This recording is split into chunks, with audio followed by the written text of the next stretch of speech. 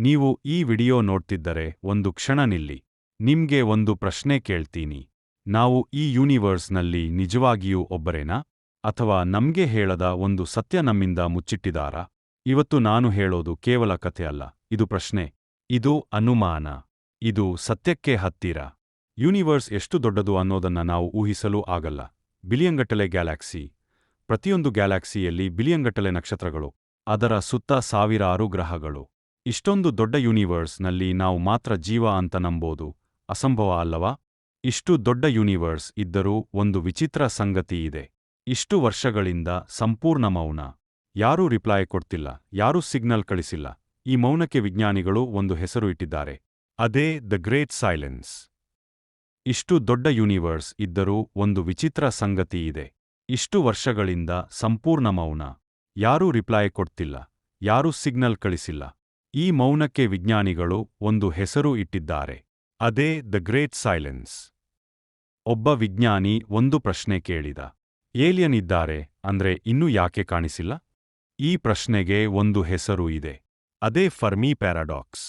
ಅರ್ಥ ಏನು ಅಂದ್ರೆ ಏಲಿಯನ್ ಇರಬೇಕು ಅನ್ನೋ ಸಾಧ್ಯತೆ ತುಂಬಾ ಜಾಸ್ತಿ. ಆದ್ರೆ ಎವಿಡೆನ್ಸ್ ಮಾತ್ರ ಶೂನ್ಯ.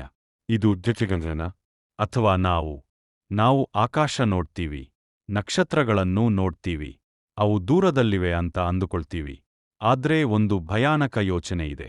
ಏಲಿಯನ್ ದೂರದಲ್ಲಿ ಇಲ್ಲದೆ ಇಲ್ಲೇ ಇದ್ದರೆ ಹೇಗೆ? ಸ್ಪೇಸ್ನಲ್ಲಿ ಅಲ್ಲ, ಭೂಮಿಯಲ್ಲೇ. ಸಮುದ್ರದ ಆಳದಲ್ಲಿ, ಭೂಮಿಯ ಒಳಗಡೆ. ಸಮುದ್ರದ 80% ಭಾಗ ಇನ್ನೂ ಯಾರೂ ನೋಡಿಲ್ಲ. ಪುರಾತನ ಗ್ರಂಥಗಳಲ್ಲಿ ಒಂದು ವಿಷಯ ಮರುಮರು ಬರುತ್ತೆ.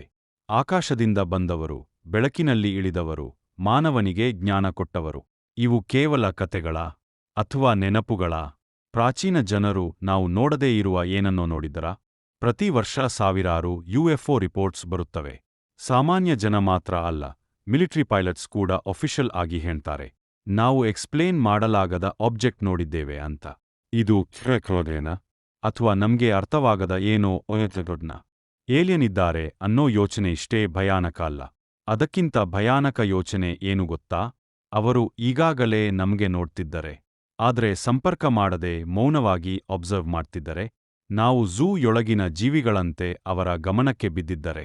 ಇನ್ನೊಂದು ಭಯಾನಕ ಥಿಯೋರಿ ಇದೆ. ಈ ಯೂನಿವರ್ಸ್ ಒಂದು ಸಿಮ್ಯುಲೇಷನ್ ಆಗಿದ್ದರೆ, ಗೇಮ್ ತರ. ಏಲಿಯನ್ ಪ್ಲೇಯರ್ಸ್, ನಾವು ಕ್ಯಾರೆಕ್ಟರ್ಸ್. ನಮ್ಮ ರಿಯಾಲಿಟಿ ಪ್ರೋಗ್ರಾಮ್ಡ್ ಆಗಿದ್ದರೆ, ನಾವು ಎಕ್ಸ್ಪೀರಿಯನ್ಸ್ ಮಾಡ್ತಿರೋದು ರಿಯಲ್ ಅನಿಸಬಹುದು. ಆದ್ರೆ ಕಂಟ್ರೋಲ್ ಯಾರ ಕೈಯಲ್ಲಿದೆ? ಕೆಲವು ವಿಜ್ಞಾನಿಗಳು ಹೇಳ್ತಾರೆ, ಸೈಲೆನ್ಸ್ ಇಸ್ ಸರ್ವೈವಲ್. ಯೂನಿವರ್ಸ್ನಲ್ಲಿ ಎಲ್ಲರೂ ಗುಡ್ ಇರಲ್ಲ. ನಾವು ಶಬ್ದ ಮಾಡಿದ್ರೆ ಅಟೆನ್ಷನ್ ಬರಬಹುದು. ಅಟೆನ್ಷನ್ ಅಂದ್ರೆ ಅಪಾಯ. ಅದಕ್ಕೆ ಏಲಿಯನ್ ಸಿವಿಲೈಸೇಷನ್ಸ್ ಮೌನವಾಗಿವೆ. ಒಂದು ದಿನ ಆಕಾಶದಿಂದ ಉತ್ತರ ಬಂದರೆ ನಾವು ಸಂತೋಷ ಪಡ್ತೀವಾ? ಅಥವಾ ಭಯಪಡುವುದಾ? ಸತ್ಯ ತಿಳಿಯಲು ನಾವು ಮೆಂಟಲಿ ರೆಡಿ ಇದ್ವಾ? ಏಲಿಯನ್ ಇದ್ದಾರಾ ಇಲ್ಲವಾ ಅನ್ನೋದಕ್ಕಿಂತ ಮುಖ್ಯ ಪ್ರಶ್ನೆ ಇದು. ನಾವು ಇನ್ನೂ ನಮ್ಮಂತೆಯೇ ಇಲ್ಲದವರನ್ನೇ ಪೂರ್ಣವಾಗಿ ಒಪ್ಪಿಕೊಳ್ಳಲಿಲ್ಲ. ಹಾಗಾದ್ರೆ ಬೇರೆ ಲೋಕದ ಜೀವಿಗಳನ್ನು ಒಪ್ಪಿಕೊಳ್ಳೋಕೆ ಮಾನವ ಮನಸ್ಸು ಸಿದ್ಧವಿದೆಯಾ? ಏಲಿಯನ್ ಟ್ರೂತ್ ನಮ್ಮ ಜೀವನದ ಅರ್ಥವನ್ನೇ ಕ್ವೆಶ್ಚನ್ ಮಾಡಬಹುದು. ನಾವು ಸ್ಪೆಷಲ್ ಅಲ್ಲ ಅಂದ್ರೆ ನಮ್ಮ ಪ್ಲೇಸ್ ಏನು? ಈ ಪ್ರಶ್ನೆಗಳಿಗೆ ಉತ್ತರ ಹುಡುಕೋಕೆ ನಾವು ಇನ್ನೂ ರೆಡಿಯಾಗಿಲ್ಲ. ಬಹುಶಃ ಸತ್ಯ ಹೊರಗೆ ಇಲ್ಲ, ನಮ್ಮ ಒಳಗೇ ಇದೆ. ನಮ್ಮ ಈಗೋ ಕಳಚಿದಾಗ, ಭಯ ಕಡಿಮೆಯಾದಾಗ, ಕ್ಯೂರಿಯಾಸಿಟಿ ಬೆಳೆಯಾದಾಗ, ಆಗ ಮಾತ್ರ ಯೂನಿವರ್ಸ್ ಮಾತಾಡಬಹುದು. ಆ ದಿನ ಬಂದಾಗ ಆಕಾಶ ಉತ್ತರ ಕೊಡಬಹುದು. ಆದ್ರೆ ನಾವು ಕೇಳಲು ಸಿದ್ಧರಾಗಿರಬೇಕು. ಇದು ಅಂತ್ಯ ಅಲ್ಲ, ಇದು ಕಾಯುವಿಕೆ. ಸತ್ಯ ಬರುವವರೆಗೂ ಮಾನವ ಬೆಳೆಯಬೇಕು. ಇದುವರೆಗೂ ಉತ್ತರ ಇಲ್ಲ. ಆದ್ರೆ ಪ್ರಶ್ನೆ ಉಳಿದಿದೆ. ನಾವು ಒಬ್ಬರೇನಾ? ಅಥವಾ ಯಾರೋ ನಮ್ಮನ್ನೇ ನೋಡ್ತಿದ್ದಾರಾ? ಈ ಪ್ರಶ್ನೆ ನಿಮ್ಮ ಜೊತೆ ಇರಲಿ. ಹುಡುಕಾಟ ಇಲ್ಲಿಂದಲೇ ಶುರು. ಪ್ರಶ್ನೆ ಕೇಳೋದು ನಿಲ್ಲಿಸಬೇಡಿ. ಏಕೆಂದ್ರೆ ಪ್ರಶ್ನೆ ಇರುವವರೆಗೂ ಮಾನವ ಜಾಗೃತನಾಗಿರುತ್ತಾನೆ. ಇದು ಕಥೆಯ ಅಂತ್ಯ ಅಲ್ಲ. ಇದು ಯೋಚನೆಯ ಆರಂಭ. ನೀವು ಉತ್ತರ ಹುಡುಕುತ್ತಾ ಇದ್ದರೆ, ಈ ಯೂನಿವರ್ಸ್ ಒಂದು ದಿನ ನಿಮ್ಗೆ ಉತ್ತರ ಕೊಡಬಹುದು.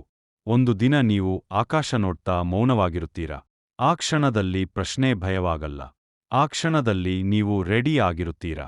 ಆ ಕ್ಷಣದಲ್ಲಿ ಉತ್ತರ ಬೇಕು ಅನ್ನೋದು ಮುಖ್ಯ ಇರಲ್ಲ. ಅರ್ಥವಾಗೋದು ಒಂದೇ.